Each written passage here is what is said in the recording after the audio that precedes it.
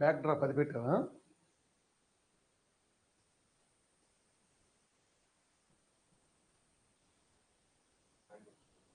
శుభోదయం అందరికీ. విద్యార్థులారా, నిన్నటితో మనం మహాభారతంలో ఉన్నటువంటి 18 పర్వాలు చూసాం, రాజవంశాలు చూసాం, అలాగే వివిధ పాత్రలు చూసాం. ఈరోజు తరగతి ఒక ముఖ్యమైనటువంటి ఒక కీలకమైన అంశంగా మీరు భావించాల. శ్రీకృష్ణ పరబ్రహ్మనే నమః, కృష్ణం వందే జగద్గురుం అంటూ ఈరోజు తరగతితో మహాభారతాన్ని సవివరంగా పూర్తి చేసే ప్రయత్నం చేశాను. ఈరోజు తరగతితో మహాభారతం మనకు పూర్తవుతుంది. ఈరోజు తరగతి ఏమిటయ్యా అంటే, భారతదేశంలో ప్రాచీన మధ్యయుగ ఆధునిక చరిత్రకారులు మహాభారతం ఇదమిద్దంగా క్రీస్తు పూర్వం 1000 సంవత్సరంలో జరిగిందని, శక సంవత్సర ఆధారంగా 4000 సంవత్సరాల క్రితం జరిగిందని, మలివేద నాగరికత కాలంలో జరిగిందని వివిధ రకాలైనటువంటి ఇతిహాస ఆధారాలతో పురాణాలు తెలియచేశాయి. అయితే ఇక్కడ చాలామంది మనకేం చేస్తారంటే, మహాభారతం జరిగిందని, జరిగిన దానిని మరికొంత కల్పించి చెప్పబడిందని, ఇలా వివిధ రకాలైనటువంటి వాదనల్లో ఉన్నటువంటి ప్రస్తుత పరిస్థితుల్లో ఒకే ఒక్క విషయాన్ని మీ ద్వారా నేను నీకు తెలియజేస్తున్నాను. ఒక అంశము, ఒక విజ్ఞానదాయకమైన విషయము సమాజాన్ని యుగ యుగాలుగా తరతరాలుగా ప్రభావితం చేస్తూ వస్తుందంటే అది ఎంత గొప్ప కావ్యమో ముందు మనం అందరం కూడా అర్థం చేసుకోవాలి. ఈరోజు పుట్టిన పరమ పావన భారతదేశంలోనే కాకుండా ఆగ్నేయాసియా దేశాల్లో సజీవంగా మహాభారత గాథలు ఈనాటికి వారి వారి దేశాల వివిధ ఉత్సవాలలో చక్కగా ప్రదర్శిస్తున్నారు. పొరుగునున్నటువంటి ఇండోనేషియా దేశంలో రామాయణ భారతాల్ని నేటికి ఈనాటికి కూడా ఎంతో చక్కగా వారు అర్థం చేసుకొని ఆలపిస్తూ ఆచరిస్తున్నారు. మరి పుట్టిన భారతదేశంలో మాత్రం కొంతమందికి ఎందుకో సందేహాలు కలిగాయి.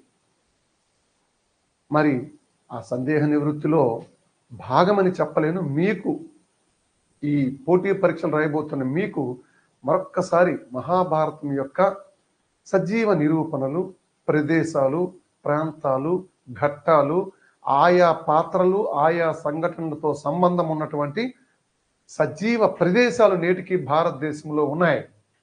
ఇంత సుస్పష్టంగా మహాభారతం జరిగింది అని చెప్పడానికి ఆధారాలు ఉంటే ఇందులో మహాభారతం జరిగిందా జరగలేదా అనే మీమాంసకు తావే లేదని మరొకసారి మీకు అల్టిమేట్గా తెలియచేస్తూ, మహాభారతం హిందువులకు పంచమ వేదంగా, వేదాంత సారంగా భావించబడిన మహాపవిత్ర గ్రంథం. ఇంతవరకు చెప్పుకున్నాం. ఆది పర్వం నుంచి స్వర్గారోహణ పర్వం వరకు అదే విషయాన్ని చెప్పుకున్నాం.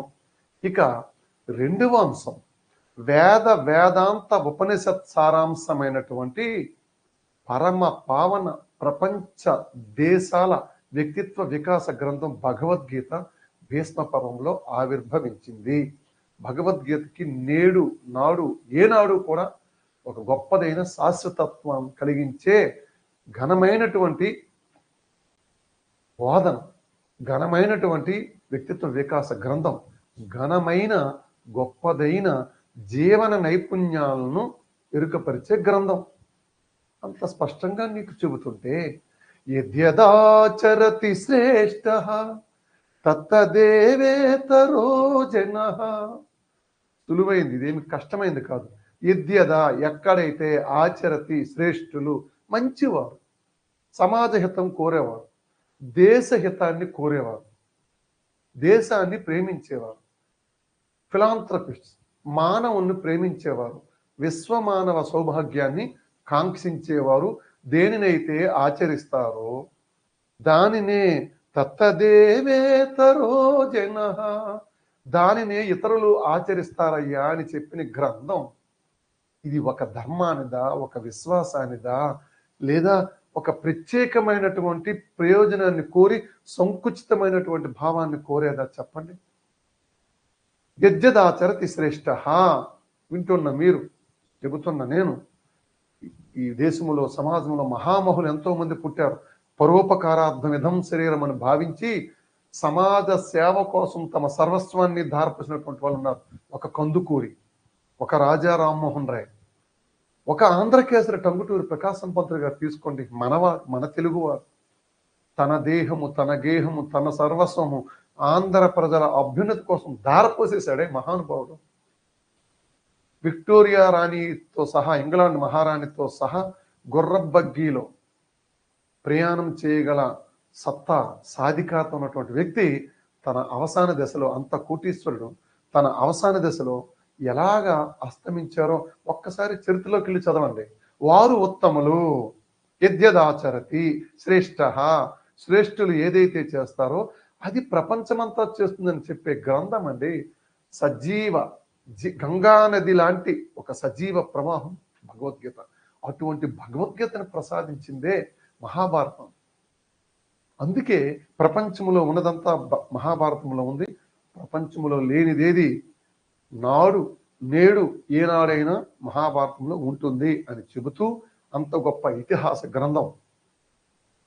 సామాన్య శక నిర్ధారణ ప్రకారం 4000 సంవత్సరంలో దేవనాగర లిపిలో సంస్కృత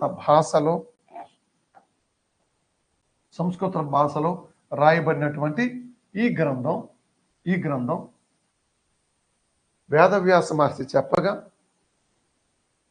మహాగణపతి, ప్రస్తుతం ఇంకా గణపతి నవరాత్రులు అవుతున్నాయి, మహాగణపతి రచించాడు. దీనికి పూర్తి ఆధారాలు కూడా మీకు నేను చెప్పాను. మహాగణపతి రచించాడని 18 పర్వాలతో, 1,00,000 శ్లోకాలతో, 74,000 పద్యాలతో, లేదా 18 లక్షల పదములతో. ఏమిటో ఈ మహిమ అర్థం కాదు. 18 పర్వాల మహాభారతం, అందులో వచ్చే పవిత్ర గ్రంథం భగవద్గీత 18 అధ్యాయాలు. పరమాత్మ నివారించిన వినకుండా యుద్ధానికి వెళ్ళినటువంటి కురు పాండవుల యుద్ధం జరిగింది 18 రోజులు. 18 అక్షౌహిణులు, 18 లక్షల పదాలతో. ఒక్కసారి ఆలోచించము.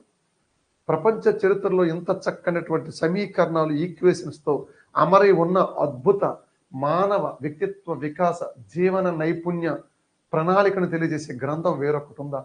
ఉంటే ఉండొచ్చుగాక. ఉన్న గ్రంథాన్ని మనం గౌరవించాలి, అనుసరించాలి, ఆచరించాలి, అధ్యయనం చేయాలి, అవలోకనం చేయాలి. మరి ఈ రోజుతో మహాభారత గ్రంథ బోధన పూర్తవుతుంది కాబట్టి వీటికి మీకు నేను కొన్ని సజీవమైనటువంటి నిరూపణలు చేసి ఒక ప్రయత్నం చేస్తాను. మరి వేదవ్యాస మహర్షి సంస్కృతంలో రాస్తే 14వ శతాబ్దంలో కవిత్రయంగా పిలువబడే నన్నయ్య, తిక్కన, ఎర్రనామాచ్యుల వారు వీటిని తెలుగించి, అంటే తెలుగులోకి ఆంధ్రీకరణం చేసి మన జన్మలు పావనం చేశారు. నిజంగా లేకపోతే అది చదివి నేను మీకు చెప్పలేను కదా, వారు తెలుగులో అనువాదం చేయలేకపోతే. కాబట్టి ఇంతకు ముందు తరగతిలో మీకు చెప్పినట్టున్నాను, నన్నయ్య ఆది కవి, ఆది సభ పర్వాలు పూర్తిగా, అరణ్య పర్వం సగభాగం. అప్పుడు సభాపర్వం సగభాగం అన్నట్టున్నాను, దాన్ని మనం మార్చుకోవాలి. ఆది సభ పర్వాలు పూర్తిగా, అరణ్య పర్వంలో సగభాగం రచించగా విడిచిపెట్టినటువంటి ఆ చిన్న సగభాగాన్ని ఎందుకో తిక్కన స్వామయ్యది తెలుగులోకి రాయలే. ఎందుకు రాయలేదో తెలియదు. మిగిలినటువంటి 15 పర్వాలు తెలుగులోకి అనువదించారు మహానుభావుడు తిక్కన. మహోన్నతమైనటువంటి వ్యక్తి, సాహిత్య సమరంగణాల మేటి. ఆయన రచించగా 17.5 పర్వాలు మనకి మన ఆంధ్రుల పుణ్యఫలంగా తెలుగులోకి అనువదించబడ్డాయి. ఎర్రనామాచ్యుడికి ఆ భాగ్యం దక్కాల్సి వచ్చింది. మహానుభావుడు ప్రబంధ పరమేశ్వరుడిగా నన్నయ్యమాచ్యుల వారు మిగిల్చినటువంటి ఆ మిగిలిన సగభాగాన్ని చక్కగా అనువదించి, అరణ్య పర్వాన్ని అనువదించి మహాభారతాన్ని సంపూర్ణం చేశారు. ఆ సంపూర్ణం చేసిన మహాభారతాన్ని పరమేశ్వరుని అనుగ్రహం చేత మీకు 18 పర్వాలు తెలియచేసే ఒక ప్రయత్నం చేశాను. ఈ రోజుతో మనకి పూర్తిగా మహాభారతానికి సంబంధించినటువంటి టాపిక్స్ అన్ని కూడా పూర్తయిపోయినట్లే. ఇప్పుడు ఇది చూడండి, గణపతి వ్యాసుల వారికి చెబుతుండగా రాసే ఈ చిత్రం అయిపోయిందా? నెక్స్ట్ సజీవ నిరూపణలు అని చెప్పాను కదా. భారతదేశం భాగ్యోదయ దేశం, మహోన్నత దేశం, ప్రపంచం. If world dies, no doubt India may not die. If the entire world dies, India may not die. If India dies, the entire world dies. ఈ ఒక్క మాటని బాగా పుణికి పుచ్చుకోండి మిత్రులారా, డియర్ స్టూడెంట్స్. ఎంత గొప్ప మాట. ఆపాదమస్తకం పులకించిపోవట్లేదు. ప్రపంచం అస్తమిస్తే అస్తమించొచ్చుగాక, పరమ పవిత్రమైన భారతదేశం అస్తమించదుగాక, అస్తమించదు. ఏదైనా కారణాల వల్ల పరమేశ్వరుని యొక్క లీలామానుష విన్యాసం వల్ల, జగన్నాటకంలో భాగం వల్ల పవిత్ర భారతదేశమే అంతరిస్తే ప్రపంచంలో ఇంకా ఈ భూమండలంపై ఇంకే దేశం ఉండదు. If India dies, everything on globe will die, shall die, must die. గంటే ఈ ఒక్క మాట చాలు మనకి భారతీయులుగా హాయిగా జీవించేసి పరమ సంపూర్ణమైన జీవనం గడపడానికి. కాబట్టి అలాంటి పవిత్ర భారతదేశంలో మహాభారతం జరిగి ఈ దేశాన్ని పులకింప చేసింది. ఆధారాలతో, ప్రదేశాలతో, నేటికి ఆ పేర్లతో పిలువబడేటువంటి నైమిసారణ్యము సకల గాథలకు, సకల ఇతిహాసాలకు, సకల పురాణాలకు పుట్టినిల్లేని నైమిసారణ్యం ఉత్తరప్రదేశ్లో ఉంది. ఆ నైమి అంటే చక్రము. ఆ చక్రము పడిన ప్రదేశము సూత సౌనకాది మహామునులు నిరంతరము పఠనం చేస్తూ, ప్రవచనం చేస్తూ దేశాన్ని, ప్రజలను సుసంపన్నం చేశారు. ఒక్కసారి ఆనాటి కాలంకి వెళ్ళాలా. ఇప్పుడు ఉత్తరప్రదేశ్లో ఉన్నటువంటి నైమిసారణ్యము సజీవ సాక్ష్యం మనకి. ఆ నైమిసారణ్యంలోనే ఈ సకల బోధ అంతా కూడా జరిగింది ఉత్తరప్రదేశ్లోని. ఇంకేమిటి ఆధారం కావాలా? గొప్పదైన ఆధారం. ధైర్యంగా, ఆత్మవిశ్వాసంతో ఘోషించవచ్చు, ఇది నా భారతం, నా భారతం పుట్టినటువంటి నా దేశం.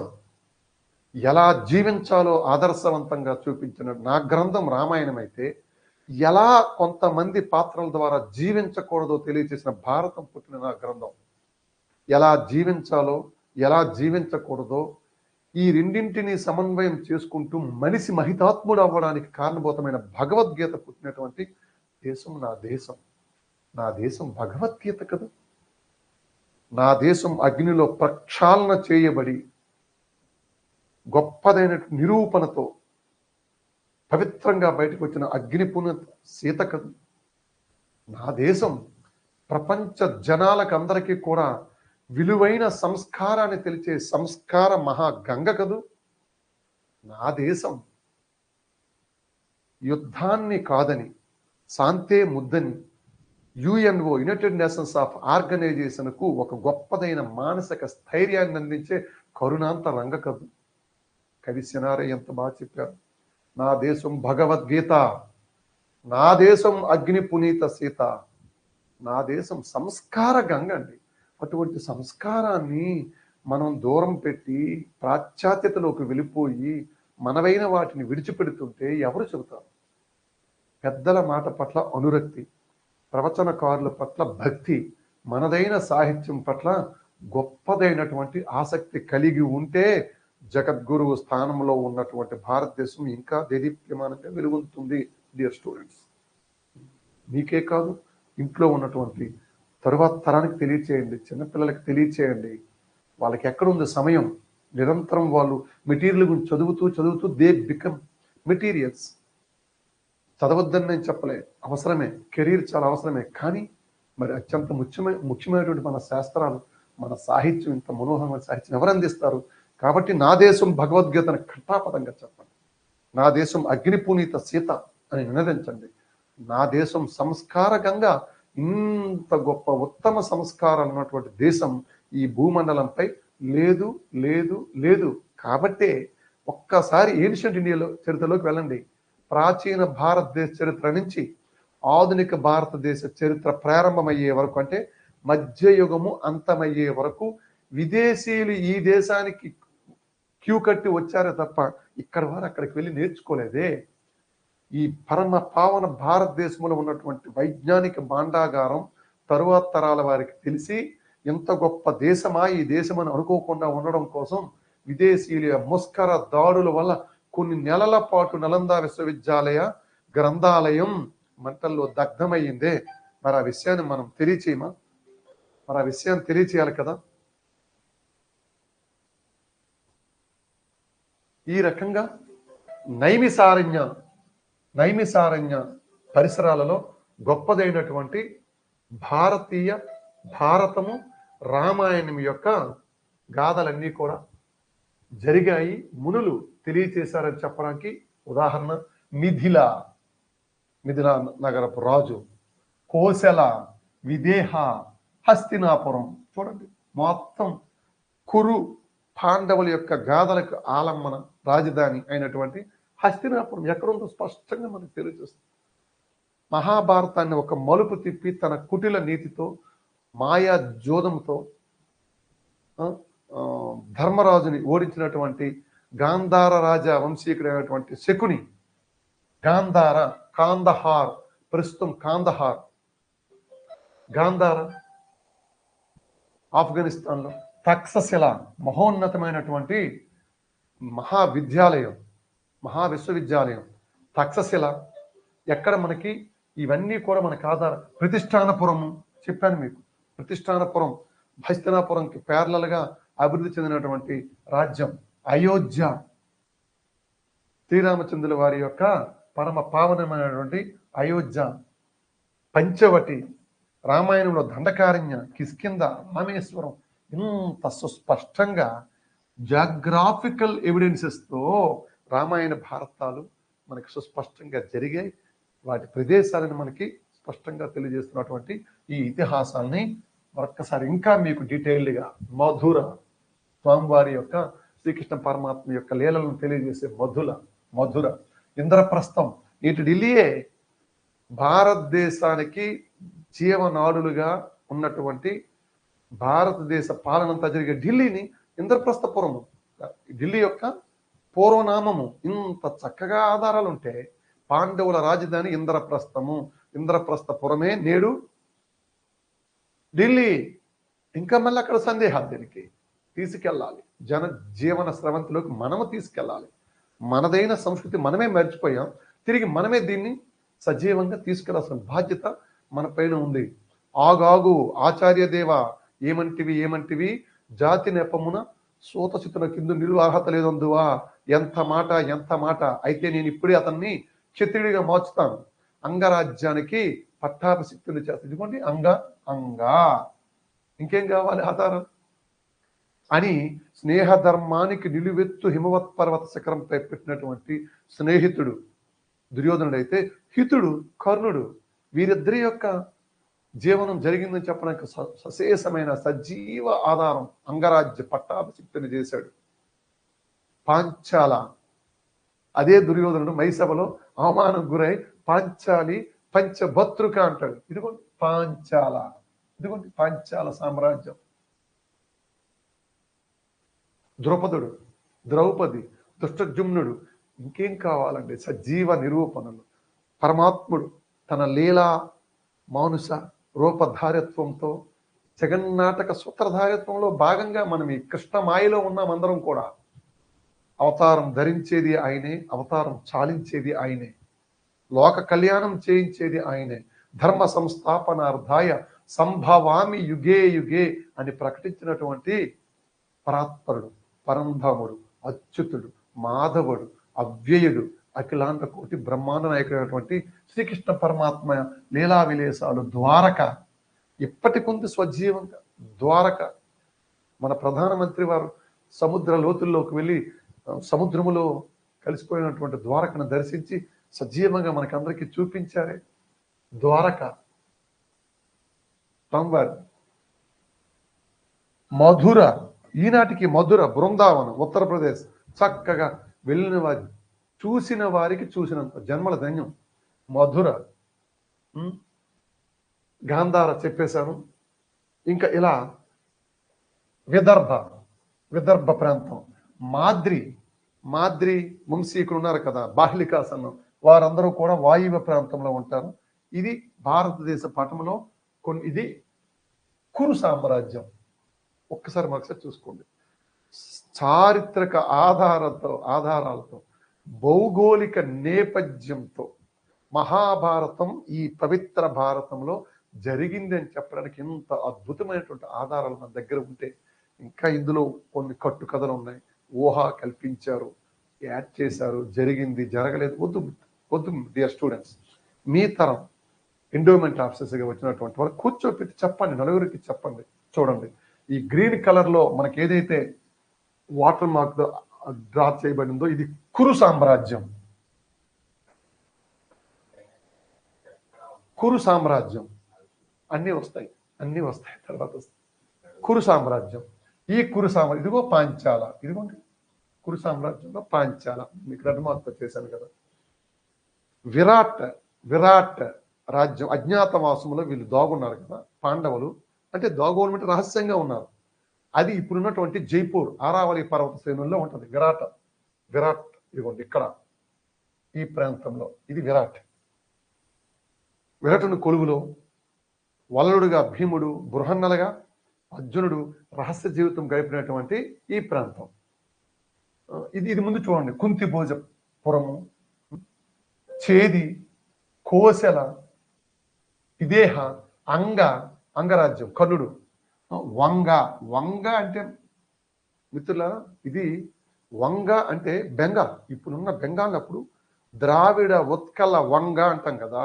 ద్రావిడ కింద ఉన్నదంతా ద్రావిడ, ఉత్కల ఒరిస్సా, వంగ అంటే ఇదంతా కూడా వంగే బెంగాల్. అందుకే బ్రిటిష్ వారు కుటిల నీతితో బెంగాల్ విభజన చేసి భారతీయుల్ని తొక్కిపట్టాలని చూశారు. ఇది కురు సామ్రాజ్యం. ప్రస్తుతానికి చూసుకోండి, మరలా మనకి సమయం చాలదు.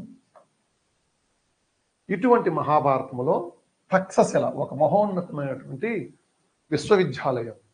తక్షశిల ప్రపంచంలోనే మొట్టమొదటి యూనివర్సిటీ కలిగి ఉన్న ప్రదేశంకి ఏం కావాలి? ప్రస్తుతం గాంధార ప్రాంతానికి తక్షశిల రాజధాని. కాందహార్ ఆఫ్ఘనిస్తాన్లో ఉంది. పాండవ వంశస్థులైన జనమేజయుడు సర్పయాగం చేసినటువంటి ప్రదేశం ఈ తక్షశిల. ఓకేనా? విరాట్ ఇప్పుడే చెప్పాం కదా, మీరు ఎవరు అడిగినట్టు ఉన్నారు. విరాట్ పాండవులు 13 సంవత్సరాల అజ్ఞాతవాసము, ఒక సంవత్సరం 13 సంవత్సరాల అరణ్యవాసము, 1 సంవత్సరం అజ్ఞాతవాసం చేసేటప్పుడు వారు జీవించినటువంటి ప్రాంతం ఆరావళి కొండల మధ్యలో ఉన్న విరాట్ నగరము. ఎవరో ఇప్పుడు డౌట్ అడిగారు. ఆ విరాట్ నగరం ప్రస్తుతం నేటి రాజస్థాన్లో ఉంది. జైపూర్ చుట్టుపక్కల నగరాలు ఈ విరాట్ రాజు యొక్క టౌన్లోకి వస్తారు. రుహల్ఖండ్ పాంచాల రాజు ద్రౌపదిని కుమార్తె. పాంచాల ద్రౌపదుడి యొక్క ప్రాంతం. ఉత్తరప్రదేశ్ ఉత్తర ప్రాంతాల్లో బరేలీ, బదౌన్, ఫరూకాబాద్ జిల్లాల్లో కలిపి పంచలుగా ఏర్పాటు చేశారు. ఇదే ఈ రోహిల్ఖండ్ నగరంగా ద్రౌపదుని యొక్క సామ్రాజ్యంగా నాడు మహాభారత కాలంలో ఉండేది. ఇంద్రప్రస్థం ఇందాక చెప్పాను, భారతదేశం యొక్క ప్రధాన నగరం. భారతదేశాన్ని మహోన్నతంగా ఈరోజు ప్రపంచ దేశాలలో అతిపెద్ద ప్రజాస్వామ్య దేశంగా, దేదీప్యమానంగా అగ్రదేశాలుగా చెప్పబడే దేశాలు భయభ్రాంతులకు గురై ప్రజాస్వామ్య పటిమతో వెలుగొందుతున్న భారతదేశాన్ని పాలిస్తున్న మన ఢిల్లీ నగరమే ఇంద్రప్రస్థము. దీన్నే పూర్వం ఖాండవ ప్రస్థంగా పిలిచేవారు. ఖాండవ ప్రస్థము పాండవుల యొక్క రాజధాని ఇంద్రప్రస్థము, ప్రస్తుత భారతదేశ రాజధాని ఢిల్లీ. ఎంత అద్భుతం అండి! ఇంతకన్నా సజీవ సాక్ష్యాలు ఏ ఇతిహాసానికి ప్రపంచంలో ఉన్నాయి చూడండి. జాగ్రత్తగా మన ఇతిహాసాలను కాపాడకపోతే, తరువాత తరాలకు ఇవ్వకపోతే, ఒకప్పుడు మహోన్నతమైన గ్రీకు సంస్కృతి ఎలాగైతే మరుగున పడిపోయిందో, కనిపించకుండా అయిపోయిందో, తరాలు అలాగైపోయే. కాబట్టి తెలుసుకోవాలి. తెలిసిన దాన్ని ఎంత తెలుసో అంత ప్రసరణ చేయాలి. జ్ఞానం అనంతం. ఈరోజు నేను చెప్పేది కూడా మీకు చాలా చాలా తక్కువ. ఇంకా తెలుసుకునే ప్రయత్నం చేయాలి. మన సంస్కృతిని నిలబెట్టాలి. అది దీని వెనక ఉన్నటువంటి అంతర్లీనమైనటువంటి నా ఆలోచన. ఇంద్రప్రస్థం ఢిల్లీ చాలు. ఇంద్రప్రస్థమే ఢిల్లీ. హస్తినాపురం హర్యానాలో ఉంది. హస్తినాపురం మొత్తం కురు పాండవుల యొక్క సమరానికి అన్నిటికీ కారణం. ఈ ప్రదేశం ప్రస్తుతం మేరట్ నగరానికి సమీపంలో ఉంది. ఉజ్జనిక, మహాభారతంలో ప్రస్తావించిన ఈ ఉజ్జనిక ఉత్తరాఖండ్లో ఉంది. ఇక్కడే ద్రోణాచార్యుడు కౌరవ పాండవులకు విద్య నేర్పించాడని ఇంకా మీకు డీటెయిల్గా చెప్తా వస్తాయి. వారణావతం, లక్క ఇల్లు, వారణావతంలో ఉత్సవాలు చేస్తాను అని ఎవరు చెబితే వస్తారు? ధర్మరాజాదులు, ధృతరాష్ట్రుడు చెప్తే వస్తారు. ధృతరాష్ట్రులు వారు కబురు పెట్టారు.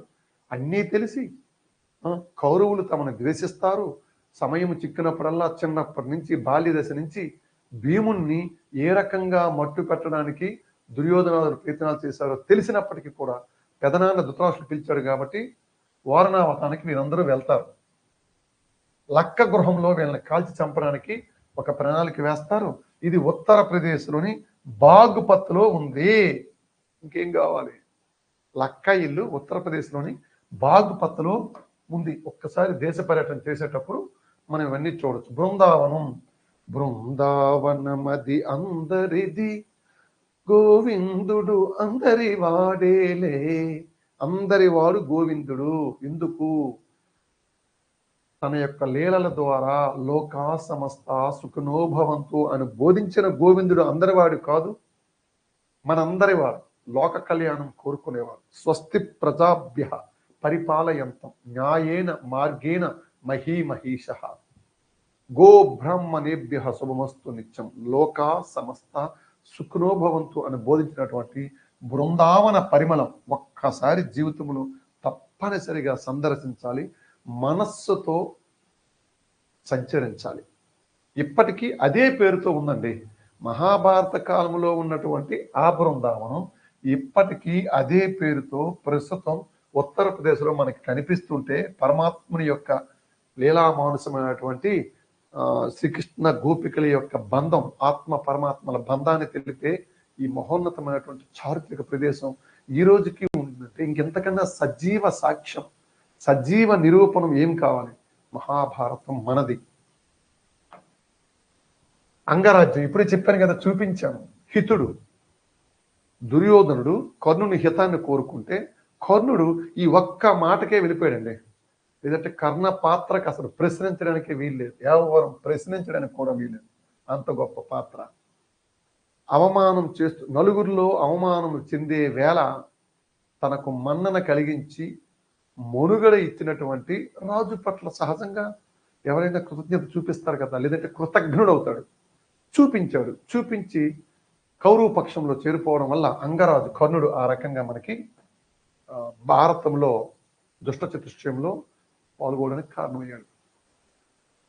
ఉత్తరప్రదేశ్లోని గోండును కూడా అంగరాజ్యంగా పరిగణిస్తారు. ఏది ఏమైనా ఉత్తరప్రదేశ్, బీహార్ మరియు పశ్చిమ ప్రాంతంలో అంగరాజ్యం ఉంది.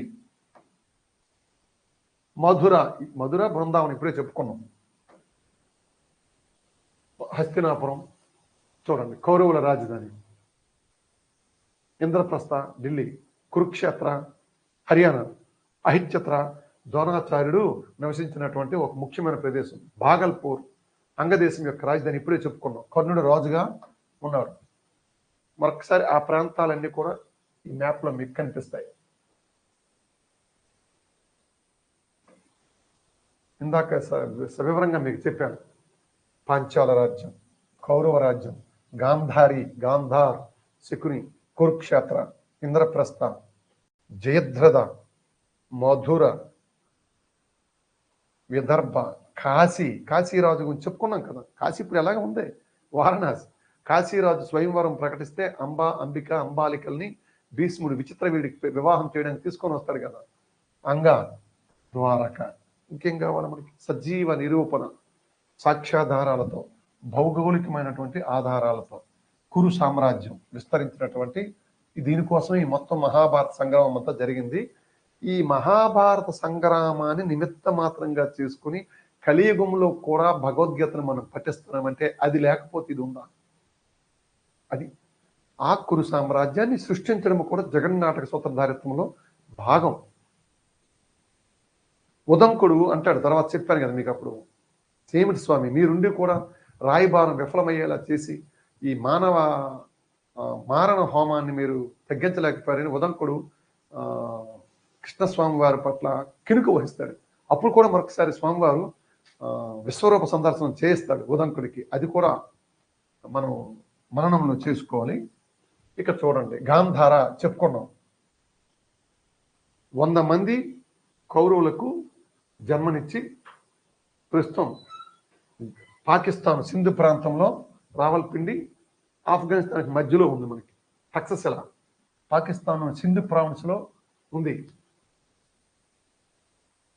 తక్షశిల చాలా సందర్భాల్లో మనకి వస్తుంది. కేకయ ఇది కాశ్మీర్కు ఇంకా ఉత్తరంగా ఉంది. నేటి పాకిస్తాన్ ఆఫ్ఘనిస్తాన్ మధ్యలో ఉంది. కేకయ రాజ్యం. మద్రదేశం హిమాలయాలకు ఆవాలంటే బాహ్య హిమాలయాలు. హిమాలయాలు 3 వరుసలు ఉంటాయి. జాగ్రఫీలో మీకు వస్తుంది. హిమాలయాలకు ఆవల వైపు ఉన్న ప్రాంతం, వేదాల్లో కూడా ఈ ప్రాంతం యొక్క ప్రస్తావన ఉంది. ఉత్తర కురు ప్రాంతంగా పిలువబడింది మద్రదేశం. పాండురాజు 2వ భార్య మాద్రిది ఈ దేశమే. కర్ణుడికి రథసారథిత్వం చేసి కర్ణుడిని అనుక్షణం కూడా నిరాశపరిచినటువంటి శల్యుడు ఉజ్జనక్. ఇది ఉత్తరప్రదేశ్లోని నైనిటాల్ ప్రాంతంలో ఉంది. ద్రోణాచార్యుడు కౌరవ పాండవ రాకుమారులకు యుద్ధ విద్యను ఇక్కడే నేర్పించారు. ఉజ్జనక్. ఇదే భీమశంకర్గా కూడా పిలుస్తారు. ఇక్కడే ఇది 12 జ్యోతిర్లింగాలలో ఒకటిగా ఉంది ఉజ్జనక్. అప్పుడు మహాభారతంలో ఆ రకంగా పిలిచేవారు ప్రదేశాన్ని. శివిదేశం పాండవుల పక్షాన పోరాడేతను. ఈయన సోదరి దేవికను యుధిష్ఠిరుడు వివాహం చేసుకున్నాడు ధర్మరాజు. ఇది ప్రస్తుతం భారతదేశ సరిహద్దుల్లో పంజాబ్ రాష్ట్రం యొక్క దక్షిణ ప్రాంతంలో ఉంది శివిదేశం. అదే శివిదేశం. వన్గంగా ఇది కురుక్షేత్రంలో ఉందండి. ఈ రోజుకి కూడా నేను నిన్ననే కురుక్షేత్రం మొత్తం యూట్యూబ్లో సెర్చ్ చేసి వీడియో చూశాను. అంటే భీష్మాచార్యుడు కురు వృద్ధుడికి 10వ రోజు నేల కొరుగుతాడు కదా. సెకండ్ని చూసినాక భీష్మాచార్యుడు ఆయన దాహం తీర్చడానికి అర్జునుడు బాణాన్ని సంధిస్తాడు. పాతాళ గంగను వెలికి తీసి దాహోపశమనం చేస్తాడు. ఆ ప్రాంతమే వన్గంగా. ఇది కురుక్షేత్రం కేవలం 3 కిలోమీటర్ల దూరంలో ఉందండి. కురుక్షేత్ర మహాసంగ్రామం జరిగినటువంటి ప్రాంతానికి కేవలం 3 కిలోమీటర్లు. ఆసక్తి ఉన్నటువంటి వారు ఎప్పుడైనా ఈ ఉత్తర భారతదేశం తాలూకా యాత్ర చేసేటప్పుడు తప్పనిసరిగా చూడొచ్చు. నేను స్వయంగా అది చూశాను, ఆ వీడియో చూశాను. చాలా చక్కగా కాంస్య విగ్రహంతో స్వచ్ఛంద మరణాన్ని వరం కలిగినటువంటి ఏకైక వ్యక్తి భీష్మాచార్యుల వారు అర్జునుడు ఏర్పాటు చేసిన అంపశయ్యపై ఉంటాడండి. అర్జునుడి యొక్క విగ్రహం చాలా నైపుణ్యవంతంగా చాలా చక్కగా అక్కడ ఉంది. బాణాన్ని విడిచిపెడుతున్నట్టుగా ఉంది. ఆ పక్కనే వన్గంగా మనకి సరస్సు కూడా కనిపిస్తుంది. ఆ సరస్సే ఇదని, నాటి సరస్సు అని చక్కనటువంటి సజీవ భీష్మకుండ్ అని వన్గంగలో మనకు ఉంటుంది. కురుక్షేత్రం 18 రోజులు అత్యంత భయంకరంగా యుద్ధం జరిగింది. అంతటి గురించి మనం మాట్లాడుకున్నాం. మహాభారత యుద్ధానికి మూల కారణమైనటువంటి పవిత్రమైనటువంటి ప్రదేశం.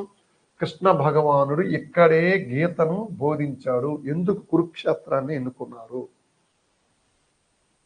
పవిత్రమైన ప్రదేశం కాబట్టి. అక్కడ ఈ అక్షౌహిణులన్నీ కూడా మరణించినా కూడా వారికి సద్గతులు కలుగుతాయని చెప్పేసి కురుక్షేత్రాన్ని రణరంగ ప్రదేశంగా ఎన్నుకున్నారు. చూశారు?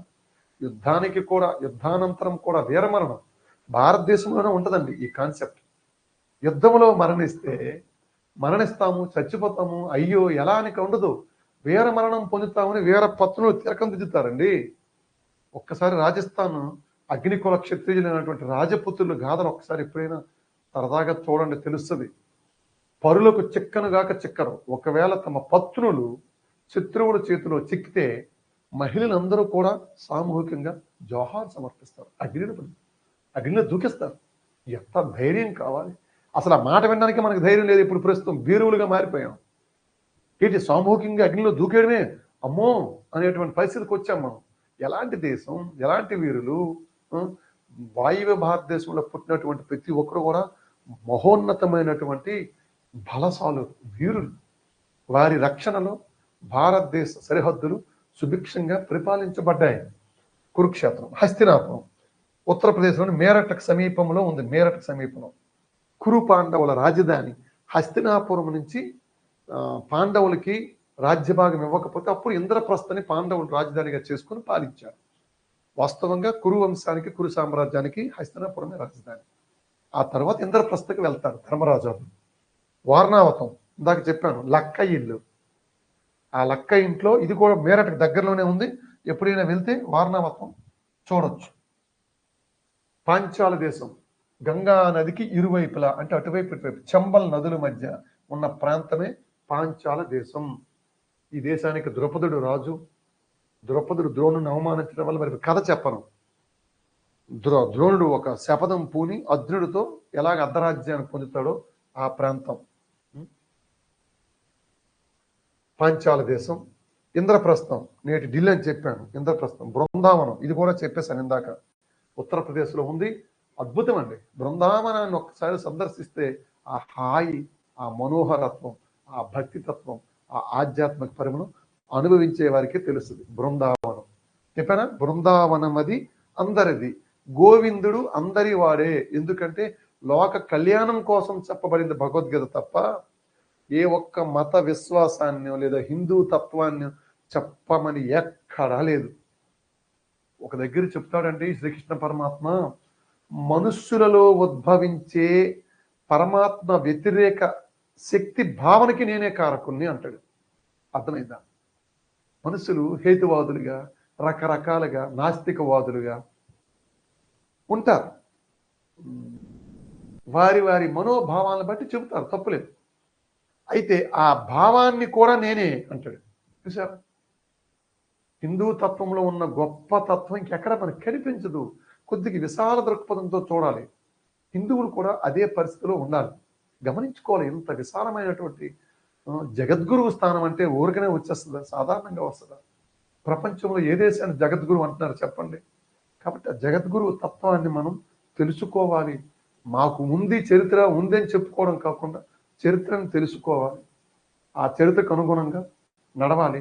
దేశ ఖ్యాతిని, హైందవ ధర్మ ఖ్యాతిని, సనాతన ధర్మ వైభవాన్ని తెలుసుకునేలా మనం నడిచే ప్రయత్నం చేయాలి. ప్రయత్నం చేయకుండా రేఖామాత్రంగా ఎక్కడో చదివేసి ఏమాత్రం పట్టుకొని వాదనకు తెగకూడదు. వాదన అనేది ఎప్పుడు కూడా మనిషిని అనారోగ్య కారణం పూరితం చేస్తుంది.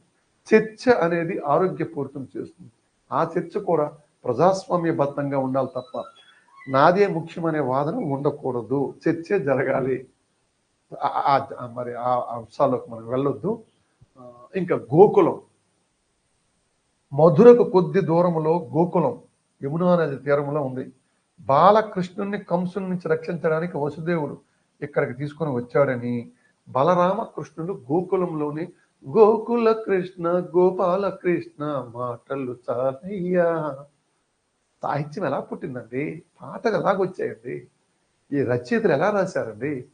ఇంత గొప్ప వాస్తవ సజీవ దృశ్యాలు మనకు ఉంటుంటే ఆ మౌనో ఆ గొప్పదైనటువంటి వేణునాద భరితమైనటువంటి ఆ గోపాలను తలుచుకుంటే రమించని హృదయం ఉంటుందా? స్రవించని హృదయం ఉంటుందా? గోకులాన్ని, బృందావనాన్ని చూసి ఆ దృష్టితో చూస్తే మనకు తెలుస్తుంది. ఏమీ లేదు, ముఖానికి వేషం వేసుకుని గెంతే సాధారణమైన హీరోలు చూసి పులకించిపోతున్నాం. హీరో వర్షిప్ చేస్తున్నాం. అంత వ్యక్తి పూజ అవసరమా? సినిమా హీరోలకి డియర్ స్టూడెంట్స్, ఒక్కసారి సినిమా రిలీజ్ అవ్వగానే అంతంత వేలు వేలు వేలు పెట్టి టికెట్లు కొనడం అవసరమా? నిజమైన హీరో నీ తల్లి తండ్రి ఇంట్లో ఉన్నారే. దేశానికి అన్నం పెట్టి సాయం చేసే వ్యవసాయి నిజమైన హీరో కదా. దేశ సరిహద్దుల్లో 0 degrees టెంపరేచర్లో -50లో కూడా మన కోసం దుర్భేద్యమైనటువంటి ప్రదేశాల్లో AK-47 గన్ పట్టుకుని దేశ సరిహద్దుల్లో కాపాడే సైనిక సోదరులు ఉన్నారే. వీరు కదా హీరోలు. ఎందుకు ఒక్కసారి ఆలోచించం? 10 రోజుల్లో పెట్టిన పెట్టుబడి రావాలని మొత్తం మన యొక్క డబ్బును లూటీ చేసే సినిమా వాళ్ళని అంతగా అభిమానిస్తున్నవే. అది వ్యక్తిగతం కాదనం. కానీ అభిమానించే వ్యక్తివి నీదైన సంశోధన ఎందుకు ఒక్కసారి చదవవు? ఎందుకు వెళ్ళవు? ఎందుకంత సమయాన్ని వెచ్చించుకుంటే అప్పుడు జీవితానికి పరమార్థం ఉంటుంది. నేను వెచ్చించాలంటే దానికి ఇంకేం చేయలేం. చల్లని వెన్నెల చూసి ఇది వేడిని జల్లుతుంది, ఈ చల్లని వెన్నెల ఎంత వికారంగా ఉంది. సముద్రపు టొడ్డున అలల వద్ద కూర్చొని హాయిగా అలల యొక్క సంగీత ఝరిని ఆస్వాదించకుండా ఈ అలలకు పని లేదా? ఇలా వచ్చి పడుతున్నాయి. పసిపిల్లల బోసి నవ్వులు చూసి పరవశించిన హృదయం ఉంటుందా? ఒకటే ప్రశ్న. ఆ పసిపిల్లల బోసి నవ్వులను చూసి, లేగ దూడ పాల నురగలను చూసి పరవశించిన హృదయం ఎలాగైతే ఉండదో, భారత రామాయణ భాగవత కావ్యాలను చదివినాక త్రవించని స్పందించిన హృదయం ఉండదు. అది ఎంత సత్యమో ఇది అంత సత్యం. పిల్ల కాకి తల్లి కాకి ఎక్కడో ఆహార ధాన్యాలను సేకరించి పిల్ల నోట్లో పెడుతున్న దృశ్యాన్ని ఒకసారి చూడండి. ఎంత అద్భుతం! సృష్టిలో ప్రేమకి ఇంకెంతకన్నా మనం వివరించగలమా? అంత మహోన్నతమైన ప్రేమను గోకులంలో నందబాలుడు శ్రీకృష్ణ నందకిశోర నవనీత చోర అని ఎన్ని పాటలు, ఎంత గొప్ప సాహిత్యం! వీటన్నిటికీ కూడా ఆలంబనం మన మహాభారత రామాయణ భాగవతాది ఇతిహాసాలు కాబట్టి వాటిని గ్రహించాలని తెలియచేసుకుంటూ, ఎండోమెంట్ ఆఫీసర్స్ పుణ్యమాని ఇన్ని విషయాలు నేను చెప్పే భాగ్యాన్ని పొందాను, వినే భాగ్యాన్ని మీరు పొందారు. వింటున్న మీలో కూడా చాలా మంది మేధావులు ఉంటారు, గొప్ప పరిశ్రమ చేసేవారు ఉంటారు. మరి కాస్త నేను చెప్పిన దానికన్నా ఇంకా లోతుల్లోకి వెళ్ళి తెలుసుకోండి. అంగదేశం చెప్పుకున్నాం కదా, మరి కర్ణుడు ఎంత మహనీయుడు! ఎడమ చేతి నుంచి కుడి చేతికి బంగారు గిన్నె మార్చి పరమాత్ముడు శ్రీకృష్ణుడికి ఇచ్చేలోగా నా మనస్సు మారిపోతుందేమని ఎడమ చేతితో ధర్మం అంటే త్రుటి కాలంలో ధర్మం చేయాలి. ధర్మం చేయాల్సి వచ్చేటప్పుడు క్షణం కాలం కూడా ఆలోచించకూడదన్న కర్ణుడు పుట్టిన దేశం ఎక్కడా? ధర్మం చేయడానికి 1000 వంకలు ఎత్తుక్కొని ఎలాగైనా ధర్మం చేయాలనుకుని భీష్మించి కూర్చుని ప్రస్తుత తరం ఎక్కడ? ఈ రెండింటికి హస్తిని సకాంతం కదా. నక్కెక్కడ నాగలోకం ఎక్కడ అంటారు కదా. ఆలోచించలే. ఓ కృష్ణ, నిజమే మీరు చెప్పినట్టుగా నేను కుడి చేతితో ఈ దగద్దగాయమైనటువంటి ఈ బంగారు గిన్నెని మీకు ఇవ్వచ్చు, కానీ ఈ క్షణంలోనే ఈ చేతి నుంచి ఈ చేతిలోకి పాత్ర వచ్చేలోగా లక్ష్మి వేరే దగ్గరికి వెళ్ళిపోవచ్చు. చంచలం కదా. ఆ యమధర్మరాజు మనిషినే పూర్తిగా తీసుకెళ్ళిపోవచ్చు. మనస్సు చాలా చంచలమైంది, మనసే మారిపోవచ్చు. కాబట్టి స్వీకరించండి అని చెప్పి నేను మీకు ఇచ్చానంటే, సకల లోకాల్ని రక్షించే కన్నయ్య నోట కన్నీరు కార్పించినటువంటి అంగరాజు మహాకర్ణుడి గురించి తర్వాత తరాలకు మనం బోధించమని. అంగరాజ్యం మనకి ఇప్పుడు ఉన్నటువంటి జార్ఖండ్, పశ్చిమ బెంగాల్ ప్రాంతంలో ఉంది. మరి అలాగే ఉత్తరప్రదేశ్ గోండా జిల్లాలో కూడా ఉందని వేరొక వాదన కూడా ఉంది. మాలినీనగర శక్తిపీఠాల్లో ఇది ఒకటనేది కూడా మనకి ఉంది. ఇది మనకి అంగరాజ్యం గురించి. నైమిసారణ్యం ఇందాకే చెప్పాను, ప్రారంభం ఇదే చెప్పాను. సకల సౌనకాది సూత మహామునులందరూ కూడా కాదు, ఇట్స్ ఇంటలెక్చువల్ డయాస్ అండి. మనం సెమినార్లు అంటాం కదా, మీట్స్ పెడతాం కదా, మనకి ప్రపంచ సమావేశాలు అవుతున్నాయి కదా, G7 అని ఇట్లా జరుగుతుంది. అంతే ఆ రోజుల్లో ఒక సమిట్ నైమిసారణ్య ప్రదేశంలో మునులందరూ కూడా భాగవతోత్తముల గాథల గురించి చర్చలు జరిపేవారండి. ఆ నైమిసారణ్యం ఈ రోజుకి స్పష్టంగా ఉంది. పులకించిపోవద్దు నువ్వు, మనం పులకించిపోవద్దు. ఎంత గొప్ప వారసత్వానికి మనం వారసులుగా ఉన్నాము అని తెలుసుకుని అడిగిన వారికి, అడగని వారికి, భవిష్యత్తులో రాబోయే వారికి అందరికీ కూడా ఇతిహాసాలు చెప్పాలి. చెప్పడం ద్వారా మనం ఏం చెబుతుంది మహాభారతం? మనీషిగా మారే మార్గాన్ని ఎంచుకోమని చెప్తుంది తప్ప మూర్ఖత్వాన్ని బోధించలేదు కదా. మూర్ఖత్వంతో వెళ్ళేవారు ఎలా పతనమయ్యారు? ఆదర్శంగా ఉన్నటువంటి విదురుడికి ఎంత గొప్ప పాత్ర. విదురుడే కదా ముఖ్యుడు. అలాగే రామాయణంలో విభీషణుడే కదా ముఖ్యుడు. సజ్జనులకి ఎంత గొప్ప హిమవత్పర్వత సింహాసనంపై కూర్చోపెట్టే చూడండి 2 ఇతిహాసాలు. విదురదేవుణ్ణి విదురదేవుడా అని సంబోధించారు. దాసి, అంబిక యొక్క దాసికి పుట్టిన కుమారుణ్ణి మహాభారతం ఎక్కడ పెట్టిందో చూడండి. విభీషణుడు శత్రువు యొక్క తమ్ముడు ఎక్కడ పెట్టిందో చూడండి. కౌశాంబి ఈనాటి ఉత్తరప్రదేశ్లో మొన్ననే జరిగింది కదా మహాకుంభమేళ. అద్భుతం అండి. కుంభమేళాకు వెళ్ళి వచ్చిన వారి జన్మల ధన్యం. చెప్పేవారు చెబుతూనే ఉన్నారు, ఎంతమంది ఒక దగ్గర సమాహారం అవ్వకూడదు, కోట్లాది మంది సమాహారం అయితే అది వస్తుంది ఇది వస్తుంది సైన్స్ ఇది చెప్తుంది చెప్పారు, కానీ ఎవరు ఆగలే. ఇది భారతం అండి, ఇది భారతదేశం అండి. సంస్కృతి వారసత్వాలు అణువణువున పట్టి ఉన్న దేశం. ఎవరు ఆగుతారు? ఎవరు ఆగలే. కోట్ల మంది వచ్చారు, క్రమశిక్షణ గల సైనికుల వలె, గొప్పదైనటువంటి చీమల దండుల వలె వచ్చారు, పవిత్ర సంగమంలో స్నానం చేశారు, వెళ్ళిపోయారు. ఉత్తరప్రదేశ్ రాష్ట్ర ప్రభుత్వం నభూతో నభవిష్యత్ అన్న రీతిలో ఘనమైన ఏర్పాట్లు చేసింది. కుంభమేళాను చూసి విదేశీయులు ఆశ్చర్యపోయారు, ముక్కును వేలేసుకున్నారు. ఇలాంటి సంస్కృతి మనకెందుకు లేదని వాళ్ళు బాధపడుతుంటే ఈ దేశంలో ఉన్న వాళ్ళకి 100 ప్రశ్నలు, వీడికి సందేహాలు, రకరకాల సందేహాలు. ఎంత గొప్ప మానవ సమాహారం!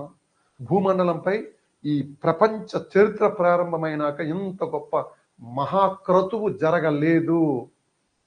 ఏవో 2-3 చిన్న చిన్న సంఘటనలు తప్ప జరగదా? కోట్లాది మంది సమాహారమైనటువంటి ఆ ప్రదేశం ప్రయాగరాజ్ ఎక్కడుంది?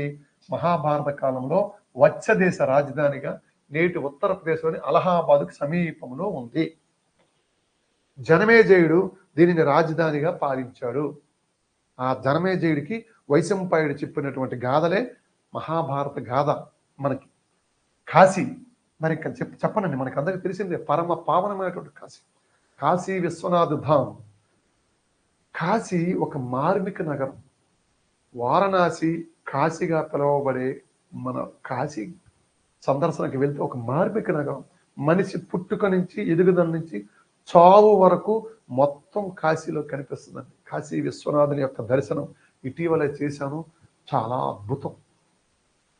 అలా గంగానది పరిక్రమణ చేసేటప్పుడు హరిశ్చంద్ర ఘాటు వద్ద జరిగేటువంటి ఆ క్రతువు జాతస్య హి ధ్రువో మృత్యు ఎంత సహజమో తెలుస్తుంది. కాశీ ఏకచక్రపురం. పాండవులు బీహార్లోని, ప్రస్తుతం బీహార్లోని అరహ్ ప్రాంతమే ఈ ఏకచక్రపురం. బీహార్లో పాండవులు లక్క ఇంటి నుంచి తప్పించుకుంటారు కదా, ఇతరులకు కనిపించకుండా దుర్యోధనుడు చేసే ఈ దుష్కృత్యాన్ని తప్పించుకుని ఏకఛత్రపురంలో తల్లితో పాటు బ్రాహ్మణులుగా మారు వేషాల్లో సంచరిస్తారు. అక్కడే ద్రౌపదీదేవి స్వయంవరంలో మత్స్య యంత్రాన్ని కొట్టి తీసుకొని వస్తారు. అలాగే బకాసురుణ్ణి భీముడు చంపుతాడు ఈ ఏకచక్రపురమే. ఈ ఏకచక్రపురం మగధ దక్షిణ బీహార్, ఇప్పుడున్న బీహార్ ప్రతిష్టానపురం. మగధ సామ్రాజ్యం చరిత్రలో చాలా గొప్పదండి. చక్రవర్తి చంద్రగుప్త మౌర్యుడు మహానుభావుడు. చరిత్ర చెప్పేటప్పుడు ఏమైనా అవకాశం ఉంటే చెప్తాను మీకు. బేసికల్గా నేను చరిత్ర విద్యార్థిని. ఆంధ్ర విశ్వవిద్యాలయంలో చరిత్రే చదువుకున్నాను. ఆంధ్ర విశ్వవిద్యాలయంలో చరిత్రలో గోల్డ్ మెడల్ కూడా నాకు రావడం జరిగింది. కానీ మన శ్రీనివాస్ గారు ఇలా ఎండోమెంట్ ఆఫీసర్స్కి రామాయణ భారత భాగవతాలు చెప్పాలంటే ఇది ఒక అవకాశంగా భావించి మీకు నేను చెబుతున్నాను. కాబట్టి చరిత్ర చెప్పేటప్పుడు మౌర్య చంద్రగుప్తుడి గురించి, చాణక్యుడి గురించి మనం ఎంత తెలుసుకోవాలో అంత తెలుసుకోవాలి. తెలుసుకోకపోతే చరిత్రకు అన్యాయం చేసిన మనం అవుతాం. ముక్కలుగా ఉన్నటువంటి పవిత్రమైన భారతదేశాన్ని ఏకఛత్రాధిపత్యం తీసుకొచ్చిన తొలి సార్వభౌముడు మహానుభావుడు ఆ మగధ బీహార్ ప్రాంతం. జరాసంధుడు ఈ మగధలోనే రాజగృహం రాజధానిగా పాలించేవాడు. ఆ జరాసంధుని శ్రీకృష్ణుని యొక్క సూచన మేరకు జర అనేటువంటి ఒక రాక్షసి అంశ కాబట్టి జరాసంధుడయ్యాడు. 2గా చీల్చివేస్తాడు. ఇంతకుముందు చెప్పాను, కథలోకి వెళ్ళను, ప్రస్తుతానికి ప్రాంతాలే. పుండ్రదేశము జరాసంధుని మిత్రుడైనటువంటి పౌండ్రకుడు, ఇది కూడా బీహార్లో ఉంది. ముచికుంద తీర్థం, ముచికుంద మహర్షి జీవించినటువంటి ప్రాంతం. ఈ ప్రాంతం ప్రస్తుతం రాజస్థాన్లోని రేలాపూర్లో ఉంది. వరదాయిని ధామం. పాండవులు అరణ్యవాసం పూర్తయినాక అజ్ఞాతవాసానికి వెళ్తున్నప్పుడు దుర్గాదేవిని ధర్మరాజు ఆర్యాదేవిగా స్తుతించిన ప్రదేశం ఇది. ఇది నేటి గుజరాత్లోని కలోల్ ప్రాంతం రూపాల్ నగర్గా ఈ వరదాయిని ధామం స్పష్టంగా ఉంది. ఇక ద్వారక, జన్మల పాపాలను పారద్రోలే మహోన్నతమైన ప్రదేశం ద్వారక. శ్రీకృష్ణ పరమధాముని యొక్క ద్వారవతి అని ప్రాచీనమైన పేరు. ప్రాచీన 7 నగరాలలో ద్వారక ఒకటి. గుజరాత్ రాష్ట్రానికి పడమటి సముద్ర తీర ప్రాంతంలో ఉన్నటువంటి నగరం. యుగాంతంలో సముద్రములో మునిగిపోయింది. ఈ ద్వారక ద్వాపర యుగాంతంలో సముద్రం మునిగిపోయి చెప్పుకున్నాం. మనకిది మౌసల పర్వంలో చాలా స్పష్టంగా మీకు నేను చెప్పాను. ఆ ద్వారక నేటికి కూడా దిదీప్యమానంగా చక్కనటువంటి చారిత్రక నగరం. ఎప్పుడైనా గుజరాత్ సందర్శించేటప్పుడు ద్వారక వెళ్ళండి. ప్రభాస తీర్థం. ద్వాపర యుగంలో అంటే మహాభారత యుద్ధం జరిగినటువంటి ద్వాపర యుగంలో గుజరాత్ సముద్ర తీరములోని సోమనాథ ప్రాంతమే మహాభారత కాలంలోని ప్రభాస తీర్థము. సోమనాథ దేవాలయం ఎంత చెప్పినా తక్కువే. మనులు బంగారుపు వజ్ర ఆభరణాలతో కూడి ఉన్నటువంటి ఈ సోమనాథ దేవాలయాన్ని కొల్లగొట్టాలనే కదా మధ్యయుగ భారతంలో గజని వస్తాడు. ఆ సోమనాథ దేవాలయమే ఈ ప్రభాస తీర్థం. అవంతిక ఈనాటి మధ్యప్రదేశ్, ఇప్పుడున్న మధ్యప్రదేశ్లో ఉంది. కృష్ణుని గురువైన సాందీప ఋషి ఆశ్రమం ఇక్కడే ఉంది. ప్రపంచాన్ని పాలించే పరమాత్ముడైన గురువు యొక్క పాదాలు పట్టుకోవాల్సిందే. గురువు శిక్షణ లేక గురుతెట్లు కలుగును. గురుతంటే జ్ఞానం. అజునికైన బ్రహ్మకైన వాని అబ్బకైన తాళము చెవి లేక తలుపెట్టులుడును విశ్వధాభిరామ వినురవేమ అంటాడు వేమన. కాబట్టి ప్రపంచాన్ని పాలించే పరమాత్మ అయిన తల్లికి బిడ్డడే గురువు దగ్గర విద్య నేర్చుకోవాల్సిందే. ఆ సాందీప మహర్షి యొక్క ఆశ్రమంలో శ్రీకృష్ణ కుచేలులు నేర్చుకున్నారు. ఇక ఆ మైత్రి గురించి చెప్తే ఇంకెంతో భాగవతం మీకు వస్తుంది చెప్తాను. మోక్షదాయకాలైన 7 ప్రాచీన నగరాలలో అవంతిక కూడా ఒకటి. చేది మధ్యప్రదేశ్ రాష్ట్రం, గంగా నర్మదా నది మధ్య ఉంది. చేది రాజు మనకి మహాభారత కాలంలో వస్తారు.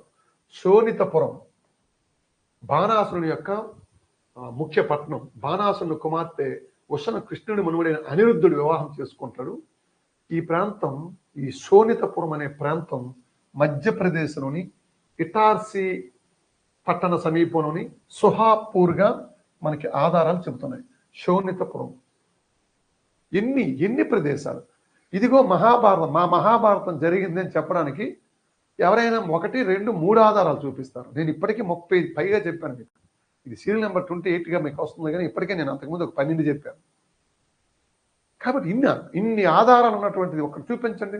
గ్రీకులు ఎథెల్లో ఒడిస్సా తీసుకోండి, వాళ్ళ తలకి ఇతిహాసాలు తీసుకోండి, గ్రీకు దేశాలవి. ఇన్ని ఆధారాలు చూపించగలరేమో చూడండి. గ్రీకు దేశస్తులు, యూరప్ దేశీయులు ఆనాటి సంస్కృతిలో మహాభారత రామాయణ ఇతిహాసం మనకి ఇవి ఎలాగో వాళ్ళకి అవలగా. వాటికి లేదు, ఇంత లేదు. కాకపోతే మనము ఎంత భారతదేశం ఎంత గొప్పదంటే సామాన్య జనబాహుల్యమే ఈ దేశ సంస్కృతిని కాపాడుతుందండి. సామాన్య ప్రజలు ఉన్నారు కదా, మాసెస్ అనేస్తాం మనం సింపుల్గా. Masses are the hopes of this country. Note it. తిరుగులేదు ఇంకంతే. Our masses are the hopes of our country. వాళ్ళే వీధి నాటకాలుగా, రంగస్థల నాటకాలుగా, హరికథ గానాలుగా, బుర్ర కథలుగా ఆదరిస్తున్నారు. ఆదరించారు కాబట్టి నేటికి భారత రామాయణం నడుస్తూ ఉన్నాయి. అంతేగాని 70mm సిల్వర్ స్క్రీన్లు కాదు మనకి. సరే, అవి కూడా ఒక ఆలంబనే. కాబట్టి ఆ రకంగా మనకి ఈ ప్రదేశాలన్నీ ఆధారాలుగా ఉన్నాయి. విదర్భ నేటి మహారాష్ట్రలోని నాందేడ్ ఎక్స్ప్రెస్ ఉంది కదా మనకి. నాందేడ్ ఎక్స్ప్రెస్ నేటి మహారాష్ట్ర నాందేడ్, అమరావతి ప్రాంతాల్లో విసిద్ధ ప్రాచీన రాజ్యం. రుక్మిణిని ఎక్కడి నుంచే శ్రీకృష్ణ పరమాత్మ ఎత్తుకొని వెళ్ళి వివాహం చేసుకున్నాడు. విదర్భ రైవతక పర్వతం గుజరాత్లోని జునాగఢ్లో ఉంది. ఇదే గిర్నార్ పర్వతమే ఈ రేవత పర్వతం అని అంటారు. ఇప్పటికీ మన గిర్నార్ పర్వతం ఉంది. అర్జునుడు సుభద్రను రథంపై ఎక్కించుకొని తీసుకువెళ్లే ప్రాంతము ఈ రైవతక పర్వతం. ఎంత ఆధారాలండి.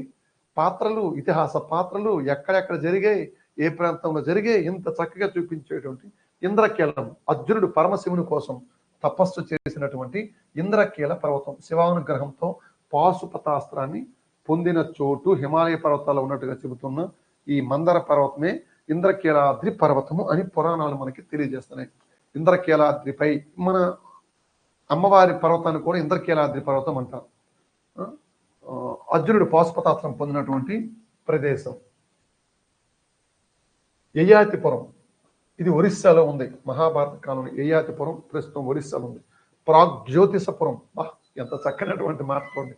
ప్రాగ్జ్యోతిషపురం ఇది నరకాసుని రాజధాని. కామరూప రాజ్యంలో ఒకటి. కామాఖ్య అమ్మవారు ఉన్నారు కదా, ఇది ఎంత ప్రకృతి సత్యం. ఎప్పుడైనా కామాఖ్య అమ్మ దేవాలయానికి అదృష్టవశాత్తు నేను భారతదేశాన్ని చాలా వరకు సందర్శించాను.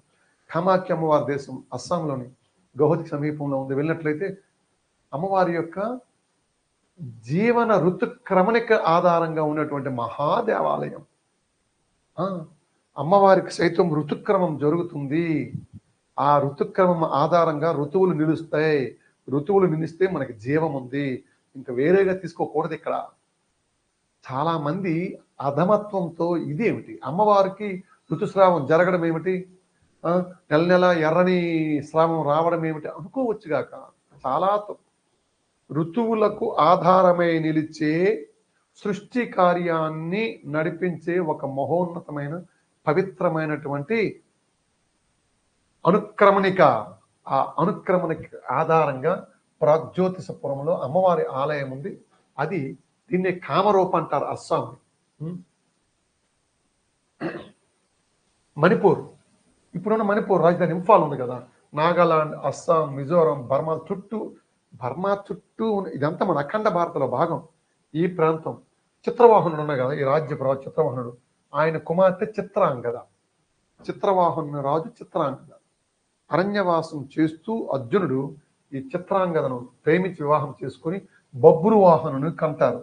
ఈ బబ్రువాహనుడే కదా అశ్వమేధ యాగం చేసేటప్పుడు తండ్రిని ఓడించే తనయుడిగా చేతులు నిలబడతాడు బబ్రువాహనుడు. మణిపూర్ ఎక్కడ ప్రారంభించాం? ఆ సేతు హిమాచలం, జమ్మూ కాశ్మీర్తో ప్రారంభించి దక్షిణానికి అయితే మహాభారతం విస్తరించలేదండి. రామాయణం విస్తరించింది, మహాభారతం మాత్రం దక్షిణానికి కొంత ప్రాంతం వరకే విస్తరించింది.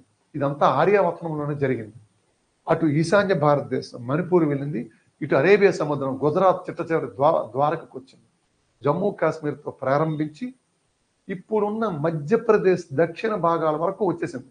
అంటే ఆల్మోస్ట్ తెలంగాణ, ఆంధ్రల్ని తాకింది. ఇక సింధు దేశం, ఇది పాకిస్తాన్లో ఉంది. సింధు రాష్ట్రం, మొహంజదారో సింధు నాగరికతలో జయద్రథుడి యొక్క చరిత్ర. ఇతనే సైంధవుడు, అభిమన్యుడు మరణానికి మూల కారణమైనటువంటి సైంధవుడు గురించి తెలియజేసే ఈ పట్టణం ప్రస్తుతం పాకిస్తాన్లో ఉంది. సింధు దేశం, మత్స్య దేశం. ఇందాక ఎవరు అడిగారు, లైవ్ లో బిట్ అడిగారు, సార్ విరాట్ రాజు యొక్క పాలన ఎక్కడ ఉందంటే అప్పుడు కూడా చెప్పాను మరొకసారి. ఇది ప్రస్తుత ఉత్తర రాజస్థాన్ ప్రాంతమే మత్స్య దేశం. ఉత్తర రాజస్థాన్ అంటే థార్ ఎడారి పైన జైసల్మీర్ ఎడారి ఇవన్నీ ఉన్న ప్రాంతంలో ఇదంతా కూడా భౌగోళిక ఈ ప్రాంతం అంతా విరాట్ రాజు యొక్క పాలనలో ఇక్కడే పాండవులు అజ్ఞాతవాసంలో తలదాచుకున్నారని చెప్పాను. కీచక వధ కూడా ఇక్కడ జరిగిందని చెప్పాము అప్పుడు. అర్జునుడు కుమారుడైన అభిమన్యుడు ఉత్తరను వివాహం చేసుకుంటాడు. వీరి సంతానమే పరీక్షిత్తు. ఇది ఎందుకు మరలా మీకు నొక్కి చెప్తానంటే, ఈ పరీక్షిత్తు మహారాజుకి వలన మాత్రమే ఇప్పుడు మనం చెప్పుకుంటున్న సుమారుగా నెల రోజులుగా చెప్పుకుంటున్నటువంటి మహాభారతం అంతా కూడా ఆవిర్భావానికి కారణం పరీక్షిత్తు. ధర్మరాజు అభిమన్యుని కుమారుడైన పరీక్షిత్తుకు పట్టాభిషేకం చేసి స్వర్గారోహణం జరిగేటప్పుడు పరీక్షిత్తుకి భారత భాగవతాలు చెప్పే నెపముగా సౌనకాది సూత మహర్షులు వైశంపాయనుడు జనమేజయునికి చెప్పడం ద్వారా పరీక్షిత్తు మూలకర్త అనమాట. ఆ పరీక్షిత్తు ఉన్నటువంటి వారి యొక్క దేశమే ఈ మత్స్య దేశం. ఓకేనా? ఇంతటితో సవివరంగా మహాభారతాన్ని మనం చాలా చక్కగానే చెప్పే ప్రయత్నం చేశాను నేను భావిస్తూ, ఈ రోజుతో మహాభారతం పూర్తిగా సంపూర్ణమైంది. అయితే ఒకే ఒక్క శ్లోకం చెప్పి మీకు ఈ మహాభారతం యొక్క ఈ యజ్ఞాన్ని ఆ పరమేశ్వరుడు శ్రీకృష్ణ పరమాత్మ నా కులదైవమైనటువంటి వెంకటేశ్వర స్వామి ఈ మహాభాగ్యాన్ని ఇచ్చారని చెప్పుకుంటూ, ఇప్పుడే కాదండి ఎప్పటికైనా మానవాల్ని రక్షించే ఈ శ్లోకం మరొక్కసారి మీకు నేను ఇంతకుముందు చెప్పాను, భగవద్గీత గురించి చెప్పేటప్పుడు చెప్పాను. మరొక్కసారి డియర్ స్టూడెంట్స్, ఎండోమెంట్ ఆఫీసర్స్గా వెళ్తున్నటువంటి మీరు తప్పనిసరిగా కృతార్థులు అవుతారు. అందులో భాగమే ఈ పాఠాలు వినే భాగ్యం. లేకపోతే రాదండి. అనంత కోటి జనాల్లో యాంత్రిక జీవనంతో పరిగెట్టి వెళ్తున్నారు, యంత్రాలతో సహా స్పీడ్గా. వినే భాగ్యం మీకు వచ్చింది అంటే సగం విజయం నీకు సాధ్యమైంది. Good beginning is half done. అందుకే ఆ పరమాత్ముని యొక్క లీలలో భాగంగా మీరు వినగలుగుతున్నారు. ఈ ఒక్క శ్లోకాన్ని నిత్యం పట్టుకోండి. ఏమిటది? మహాభారతంలో అర్జును నిమిత్త మాత్రంగా చేసుకుని శ్రీకృష్ణ పరమాత్మ సకల లోకాలకు ఇచ్చినటువంటిది. ఏమిటి? ఏదైనా పని చేసేటప్పుడు నేను చేయలేను, నా వల్ల కాదు, నాకు అర్థం కావడం లేదు, గుర్తించుకోలేకపోతున్నాను, విజయం నాకు రావట్లేదు, మా ఇంటికే ఎలాగా, మాకే ఎందుకు ఇలా, జరుగుతుంది అనేటప్పుడు తలుచుకో ఈ శ్లోకాన్ని. 701 శ్లోకాల సారాంశమైనటువంటి 700 శ్లోకాలు ప్లస్ ఒక శ్లోకం ఫలశ్రుతి కలిపి 701 శ్లోకాల సారాంశాన్ని అంతటిని 100% మనకు అందించే శ్లోకం. భగవద్గీతలోని సాంఖ్యయోగంలోని 3వ శ్లోకం. క్లైభ్యం మాస్మగమ పార్థ, క్లైభ్యం మాస్మగమ పార్థ, నైతత్వయుపపద్యతే, నైతత్వయుపపద్యతే, క్షుద్రం హృదయ దౌర్బల్యం. ఇది మీరు నేర్చుకోవాల్సింది. క్షుద్రం హృదయ దౌర్బల్యం త్యక్తోత్తిష్ట పరంతప, పరంతప.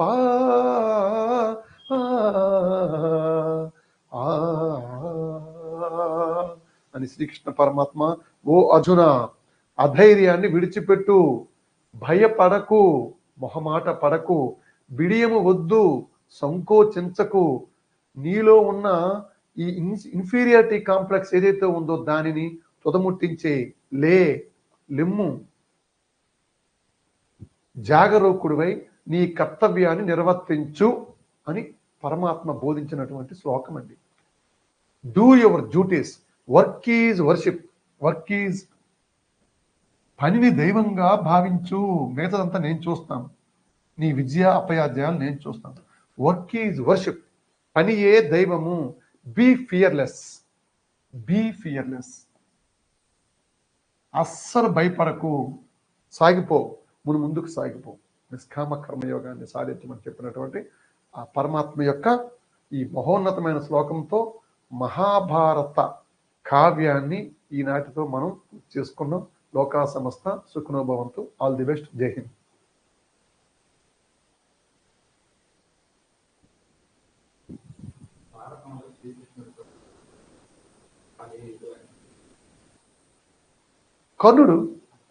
కర్ణుడు నీవు రాధేయుడవు కాదు, ఇది నిజము నమ్ము అని కర్ణుడికి శ్రీకృష్ణుడే చెప్తాడు. నీవు కుంతీదేవి కుమారుడివి, రాధ నిన్ను పెంచుకుంది, సూతసుతుడిగా నిన్ను పెంచింది. కాబట్టి ఓ కర్ణ, నువ్వు పాండవుల్లో ప్రథముడివి, వచ్చేయి, పాండవుల్లో కలిసిపో. మహాభారత యుద్ధాన్ని జరగకుండా చేయడం కోసం శ్రీకృష్ణుడు కర్ణుని కూడా అభ్యర్థిస్తాడనమాట. అది రాధేయుడు అంటే కర్ణుడు.